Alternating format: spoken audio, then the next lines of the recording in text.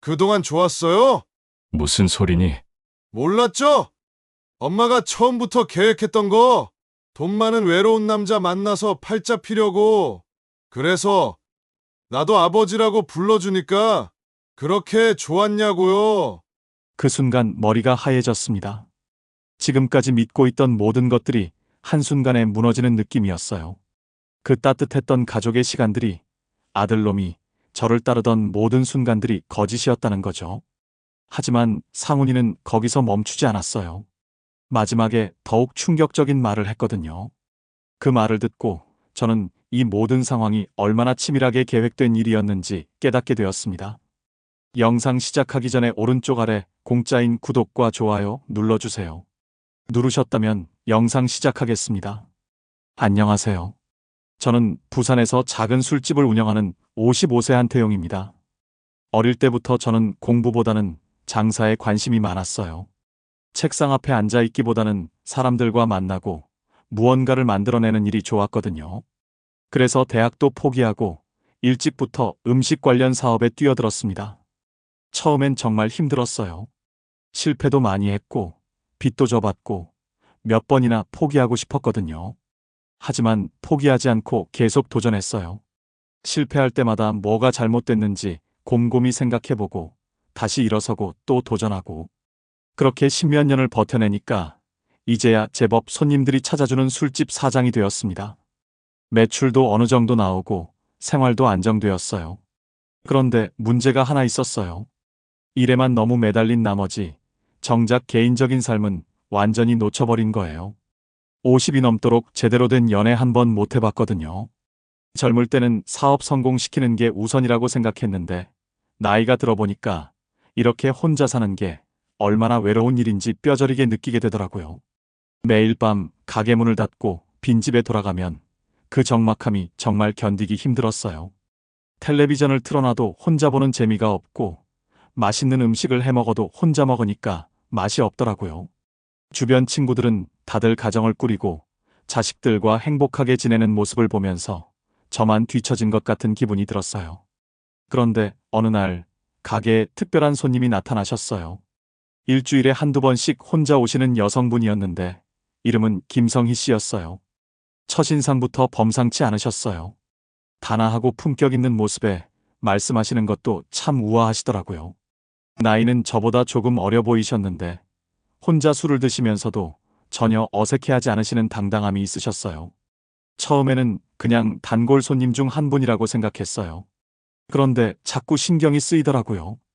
왜 이렇게 자주 혼자 오실까? 혹시 무슨 사연이 있으신 건 아닐까? 하는 생각이 들었거든요. 그래서 자연스럽게 안부도 묻고 간단한 이야기도 나누게 되었어요.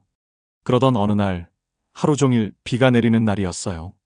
평소보다 손님도 적고 가게 안이 한산했는데 성희 씨가 오셨더라고요. 우산에 빗방울이 맺혀 있는 모습이 왠지 모르게 쓸쓸해 보였어요. 그날따라 저도 마음이 허전했고 성희 씨도 평소보다 말수가 적으셨거든요. 그때 처음으로 제대로 된 대화를 나눴어요. 서로의 삶에 대한 이야기, 지나온 시절에 대한 이야기들. 성희 씨도 저처럼 외로움을 많이 느끼고 계시더라고요. 그 순간 뭔가 통하는 게 있다는 느낌이 들었어요. 같은 외로움을 아는 사람끼리만 나눌 수 있는 그런 공감대가 형성된 거죠. 그 이후로 성희 씨가 오실 때마다 조금씩 더 가까워졌어요. 처음에는 그냥 안부 정도만 묻던 사이에서 점점 개인적인 이야기도 나누고 서로에 대해 알아가게 되었거든요. 저는 늦은 나이에 찾아온 이 감정을 놓치고 싶지 않았어요. 혹시 이것이 제 인생의 마지막 기회일지도 모른다는 생각이 들었거든요. 그렇게 성희 씨와 가까워져 가던 중에 중요한 이야기를 해주시더라고요. 본인에게 18살 아들이 하나 있다는 거였어요. 그 순간 마음이 복잡해졌습니다. 이미 가정이 있구나 싶으면서도 한편으로는 더 알고 싶다는 마음이 들었거든요. 성희 씨는 그래서 그냥 친구로 지내자고 하시더라고요. 하지만 저는 포기할 수 없었어요. 이미 마음이 너무 깊어진 상태였거든요. 그래서 용기를 내서 제안했어요. 아들도 같이 만나서 저녁 한번 먹어보자고요. 제가 직접 맛있는 음식을 만들어주겠다고 했습니다. 처음에는 성희 씨가 망설이시더라고요. 아무래도 아들 입장에서는 갑자기 낯선 아저씨와 밥을 먹는다는 게 부담스러울 수도 있잖아요. 하지만 저는 진심으로 그 아이를 만나보고 싶었어요. 성희 씨를 진정으로 사랑한다면 그분의 가장 소중한 존재인 아들도 받아들여야 한다고 생각했거든요. 드디어 약속 날이 왔어요. 가게 쉬는 날에 우리 셋이서 저녁 식사를 했어요. 저는 그날 평소보다 훨씬 일찍 가게에 나가서 정성스럽게 음식을 준비했어요. 아이가 좋아할 만한 메뉴들로 골라서 하나하나 마음을 담아 만들었습니다. 마치 사위를 처음 맞이하는 그런 마음으로 준비했어요. 아들 이름은 상훈이었어요. 키도 크고 얼굴도 잘생긴 참 듬직한 청년이었습니다. 하지만 처음에는 역시 어색해 하더라고요. 당연한 일이죠. 갑자기 나타난 낯선 어른과 밥을 먹는다는 게 편할 리가 없잖아요. 저도 그 마음을 이해했기 때문에 부담 주지 않으려고 조심스럽게 대화를 이끌어갔어요. 그런데 신기하게도 시간이 지나면서 상훈이가 점점 마음을 열기 시작했어요. 제가 만든 음식을 맛있게 먹어주고 학교 이야기, 친구들 이야기도 자연스럽게 해주더라고요. 저도 상훈이가 관심 있어 할 만한 이야기들을 해주면서 조금씩 친해져 갔어요. 특히 상훈이가 공부를 정말 열심히 하는 아이라는 걸 알 수 있었어요. 성적도 우수하고 장래 희망도 뚜렷했어요. 그런 모습을 보니 정말 기특하고 대견했습니다.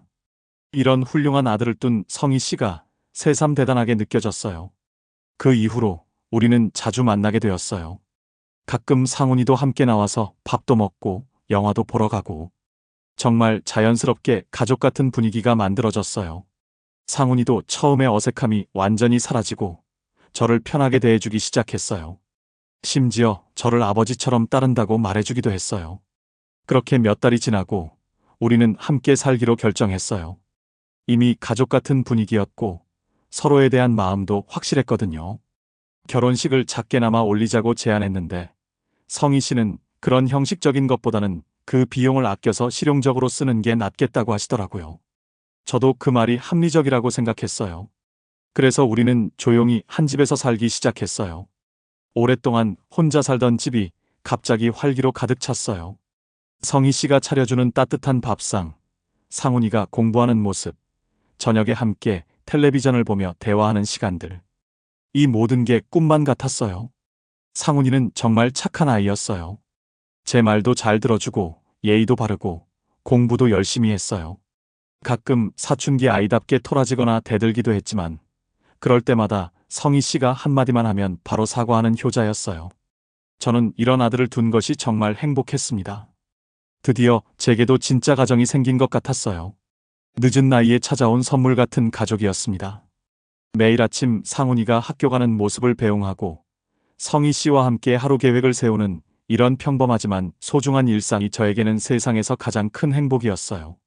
그렇게 행복한 나날을 보내던 중에 상훈이가 중요한 이야기를 꺼냈어요. 유학을 가고 싶다고 하더라고요. 처음 들었을 때는 조금 당황스러웠어요. 아직 고등학생인데 벌써 유학을 생각하다니. 하지만 상훈이의 진지한 표정을 보니까 이 아이가 정말로 자신의 미래를 위해 깊게 고민한 결과라는 것을 알 수 있었어요. 상훈이는 자신이 원하는 전공 분야에서는 해외에서 공부하는 것이 훨씬 유리하다고 설명해 주었어요. 그리고 지금이 아니면 나중에는 기회가 없을 수도 있다고 했어요. 저는 그 말을 들으면서 마음이 복잡했습니다. 한편으로는 이 아이의 꿈을 응원해주고 싶었지만 다른 한편으로는 경제적인 부담이 만만치 않다는 것을 알고 있었거든요. 하지만 결국 저는 상훈이의 유학을 지원해주기로 결심했어요. 이 아이는 이제 제 아들이나 다름없었고 부모라면 자식의 꿈을 위해 무엇이든 해줘야 한다고 생각했거든요. 하나뿐인 자식이라는 마음으로 모든 걸 다 해주고 싶었어요. 성희 씨도 저의 결정에 정말 고마워하더라고요. 혼자서는 절대 감당할 수 없는 큰 비용이었는데 제가 나서서 지원해주겠다고 하니까 얼마나 안심이 되겠어요. 상훈이도 정말 기뻐했어요. 저를 진짜 아버지처럼 고마워하고 꼭 좋은 결과로 보답하겠다고 약속해 주었어요. 그래서 저는 유학 준비에 필요한 모든 것들을 지원해주기 시작했어요. 어학원비부터 시작해서 유학원 상담비, 각종 시험 응시료, 준비 과정에서 필요한 모든 비용들. 계산해보니 정말 만만치 않은 금액이었어요. 하지만 상훈이의 미래를 위한 투자라고 생각하니까 아깝지 않았어요. 드디어 상훈이가 유학을 떠나는 날이 왔어요. 공항에서 배웅할 때 저는 정말 뭉클했습니다. 제 품 안에서 자란 아들을 멀리 보내는 아버지의 마음이 이런 것이구나 싶었어요. 상훈이도 울면서 꼭 성공해서 돌아오겠다고 약속했어요. 아들을 보낸 후에 저는 더욱 열심히 일했어요. 유학 비용이며 생활비까지 보내줘야 했거든요. 해외 생활비가 만만치 않다는 것을 알고 있었기 때문에 넉넉하게 보내주고 싶었어요. 그래서 가게 문을 평소보다 훨씬 늦게 닫고 주말에도 쉬지 않고 일했어요. 정말 몸이 힘들었어요. 나이도 있고 매일 새벽까지 일하다 보니 체력적으로 버티기가 쉽지 않았거든요. 하지만 상훈이를 생각하면 힘이 났어요. 멀리서 열심히 공부하고 있을 아들을 위해서라면 이 정도 고생은 아무것도 아니라고 생각했어요. 그런데 이상하게도 성희 씨의 모습이 점점 달라지기 시작했어요. 예전에는 제가 늦게 들어와도 따뜻하게 맞이해 주시고 늦은 저녁도 챙겨줬는데 어느 순간부터는 그런 것들이 줄어들기 시작했어요. 오히려 저보다 더 늦게 들어오시는 날이 많아졌고 가끔은 연락도 없이 외박을 하고 들어오기도 했어요. 처음에는 성희 씨도 나름대로 바쁜 일이 있겠거니 생각했어요. 저도 가게 일 때문에 신경을 많이 못 쓴 것이 사실이거든요. 상훈이 유학 비용 때문에 평소보다 훨씬 더 바쁘게 일하다 보니 집에서도 제대로 대화할 시간이 없었어요. 그러던 어느 날 성희 씨가 화를 내더라고요. 자기한테 신경을 안 쓴다고 가게 일에만 매달려서 정작같이 사는 본인은 외롭다고 하는 거예요. 저는 깜짝 놀랐어요. 모든 것이 우리 가족을 위한 일이라고 생각했는데 성희 씨는 그렇게 받아들이지 않는 것 같았어요. 저는 성희 씨를 달래려고 노력했어요. 상훈이가 유학을 잘 마치면 다시 예전처럼 시간을 많이 보낼 수 있을 거라고 지금은 조금만 참아달라고 부탁했어요. 하지만 성희 씨는 점점 더 차갑게 변해갔어요. 급기야는 며칠씩 집을 비우는 일이 잦아졌어요. 어디 가는지 물어봐도 시원하게 대답해주지 않고 연락도 잘 안 됐어요. 저는 점점 불안해지기 시작했어요. 뭔가 잘못되어 가고 있다는 느낌이 들었거든요. 그러던 어느 날 밤 성희 씨가 짐을 싸고 있더라고요. 저는 급하게 물어봤어요. 어디 가는 거냐고. 그때 성희 씨가 한 말을 지금도 잊을 수 없어요. 더 이상 이렇게 외롭게 살 수는 없다고, 나 같은 사람하고는 함께 살기 힘들다고 하면서 집을 나가버렸어요. 그 순간 온 세상이 무너지는 것 같았어요. 상훈이도 없고 이제 성희 씨마저 떠나버리면 저는 또다시 혼자가 되는 거잖아요. 붙잡고 싶었지만 이미 마음을 정한 것 같았어요. 그리고 저도 너무 지쳐 있었어요. 연일 계속된 과로와 스트레스로 제대로 생각할 힘조차 없었거든요. 성희 씨가 집을 나간 후 저는 정말 힘든 시간을 보냈어요. 다시 혼자가 된 집은 너무나도 적막했고 모든 것이 무의미하게 느껴졌어요. 그래도 상훈이가 있으니까 그 아이만큼은 끝까지 책임져야 한다는 생각으로 버텼어요. 한동안은 성희 씨와 연락이 전혀 없었어요. 서로 상처를 주고받은 상태였기 때문에 먼저 연락하기도 어색했고요. 저는 그냥 시간이 지나면 모든 게 정리될 거라고 생각했어요. 어쩌면 성희 씨도 마음을 가라앉히고 다시 돌아오실지도 모른다는 희망을 품고 있었거든요. 그런데 얼마 후 상훈이에게서 문자 메시지가 왔어요. 오랜만에 연락이라서 반가웠는데 내용을 보고는 당황스러웠어요. 다음 주에 학비를 내야 하는데 아직 송금이 안 되었다는 거였어요. 그리고 생활비도 떨어져 간다고 하더라고요. 저는 그때까지도 별 생각 없이 상황이 어려워서 연락이 늦었나 보다 생각했어요. 성희 씨와 헤어진 것은 어른들의 문제이고 상훈이와는 별개의 문제라고 생각했거든요. 그래서 얼마나 필요한지 알아보려고 상훈이에게 전화를 걸었어요. 통화를 해보니 당장 필요한 돈이 2천만 원이 넘더라고요. 학비, 기숙사비, 생활비까지 합치면 정말 큰 금액이었어요. 저도 그동안 계속 지원을 했기 때문에 여유 자금이 많지 않은 상황이었어요. 그래서 조금 기다려달라고 돈을 마련해서 보내주겠다고 했어요. 그런데 상훈이의 반응이 이상했어요. 왜 이렇게 미적거리냐는 투로 말하더라고요. 엄마랑 이혼했어도 그래도 아버지인데 아들은 책임져야 하는 것 아니냐고 따지는 거예요. 그 말투가 예전에 정중하고 고마워하던 상훈이와는 완전히 달랐어요. 그 말에 당황했어요. 이혼한 적은 없었거든요. 그래서 무슨 소리냐고 했더니 성희 씨는 이미 다른 남자 만나서 새 살림을 차리고 있다고 하더군요. 사실을 알게 된 저는 돈을 못 보내준다고 말했어요. 그런 상황에서 내가 돈을 보내주는 건 아닌 것 같다고 했죠. 그러자 상훈이가 갑자기 폭발하더라고요. 지금까지 들어본 적 없는 험한 말들을 쏟아내기 시작했어요. 그리고는 충격적인 말을 하더라고요. 처음부터 엄마가 저에게 접근한 것은 계획된 일이었다고요. 돈 많은 외로운 남자 만나서 팔자 피려고 했던 거라고요. 그래서 자신도 저를 아버지라고 불러준 거였다고, 그게 좋았냐고 비꼬면서 말이에요. 저는 그 순간 머리가 하얘졌어요. 지금까지 믿고 있던 모든 것들이 한순간에 무너지는 느낌이었어요. 그 따뜻했던 가족의 시간들이, 상훈이가 저를 따르던 모든 순간들이 거짓이었다는 말인가요? 상훈이는 거기서 멈추지 않았어요. 제가 얼마나 순진했는지, 얼마나 쉬운 상대였는지 조롱하기 시작했어요. 그리고 마지막에는 더욱 충격적인 말을 했어요. 그까짓 돈 필요 없다고, 어차피 엄마가 지금 새로운 남자를 만나고 있으니까 곧 돈을 보내줄 거라고 하면서 전화를 끊어버렸어요. 전화가 끊어진 후 저는 한동안 멍하니 있을 수밖에 없었어요. 머릿속이 복잡하고 혼란스러웠어요. 지금까지의 모든 것이 연극이었다니, 성희 씨의 사랑도 상훈이의 효심도 모든 게 거짓이었다니. 한동안 멍하니 있다 녹음된 통화 내용을 다시 들어봤어요.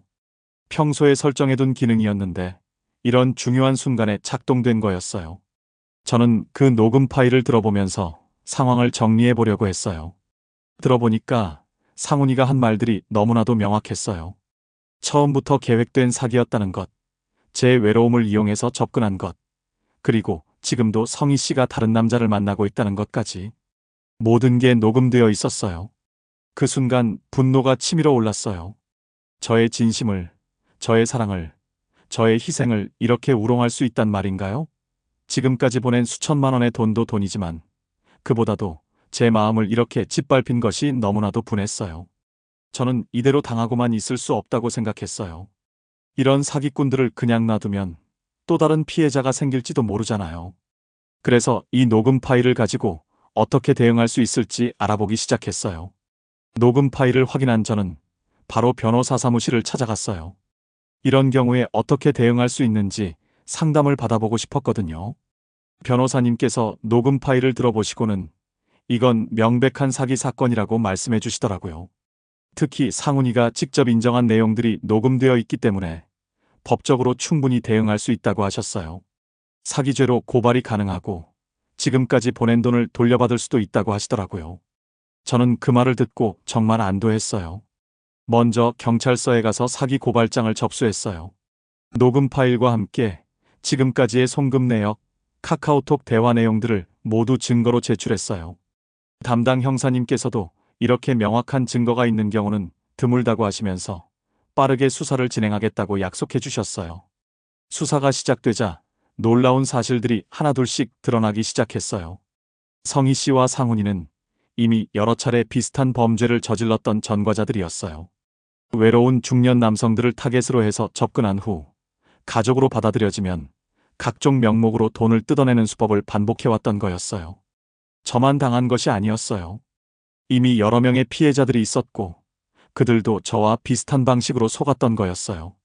경찰 조사 결과 성희 씨와 상훈이가 이런 식으로 가로챈 돈이 13억 원에 달한다는 사실도 밝혀졌어요.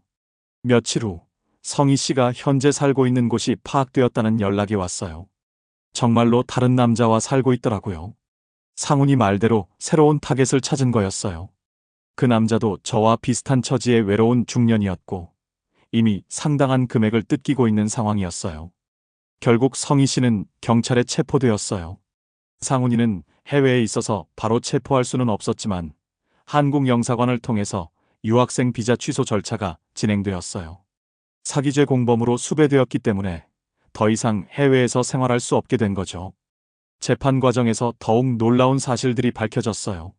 성희 씨와 상훈이는 실제로는 모자 관계가 아니었어요. 그냥 사기를 위해 짜고 친 사이였던 거죠. 성희 씨는 상훈이보다 고작 19살밖에 많지 않았고 둘은 이미 오래전부터 이런 식으로 사기를 쳐온 파트너였어요. 저는 그 사실을 알고 정말 기가 막혔어요. 제가 아들이라고 생각하고 그토록 아꼈던 상훈이가 사실은 저를 속이기 위해 연기를 하고 있었던 거잖아요. 그 모든 효심과 착한 모습들이 전부 가짜였던 거예요. 재판부에서는 이들의 범행을 매우 악질적이라고 판단했어요. 피해자의 외로움과 선량함을 이용한 지능적 사기라는 이유로 성희 씨에게는 징역 4년, 상훈이에게는 징역 2년 6개월이 선고되었어요. 그리고 민사적으로는 제가 지금까지 보낸 모든 돈인 1억 7천만 원을 배상하라는 판결도 나왔어요. 상훈이는 결국 강제 출국당해서 한국으로 돌아왔어요. 유학생 비자는 물론 취소되었고 앞으로 10년간 해외 출국도 금지되었어요. 그 화려하던 유학 생활이 한순간에 물거품이 된 거죠. 성희 씨가 살고 있던 아파트도 경매로 넘어갔어요. 배상금을 마련하기 위해서였죠. 그 아파트 매매 대금으로 제가 보낸 돈의 상당 부분을 돌려받을 수 있었어요. 물론 정신적 피해까지 완전히 보상받을 수는 없지만 그래도 경제적으로는 어느 정도 회복할 수 있었어요. 무엇보다 중요한 건 이들의 추가 범행을 막을 수 있었다는 점이에요. 경찰 수사 과정에서 이들의 다음 타겟들도 파악되었고 미리 경고를 해서 추가 피해를 예방할 수 있었어요. 저와 같은 피해자가 더 이상 생기지 않게 된 거죠. 지금은 다시 예전처럼 가게 일에 집중하며 평범하게 살고 있어요. 물론 아직도 가끔 그때 일이 생각나면 화가 나기도 하지만 정의가 실현된 것에 대해서는 만족하고 있어요. 그리고 이런 일을 겪으면서 사람을 보는 눈도 많이 늘었다고 생각해요. 요즘에는 가게에 오시는 손님들 중에서도 저와 비슷한 처지의 분들을 종종 만나요. 그런 분들께는 제 경험을 들려드리면서 조심하라고 당부드리고 있어요. 외로움 때문에 성급하게 판단하지 말고 충분히 시간을 가지고 상대방을 알아가라고 조언해드려요. 혹시 비슷한 경험이 있거나 주변에 이런 일로 고민하는 분이 계시다면 댓글로 경험담을 나눠주세요. 감사합니다.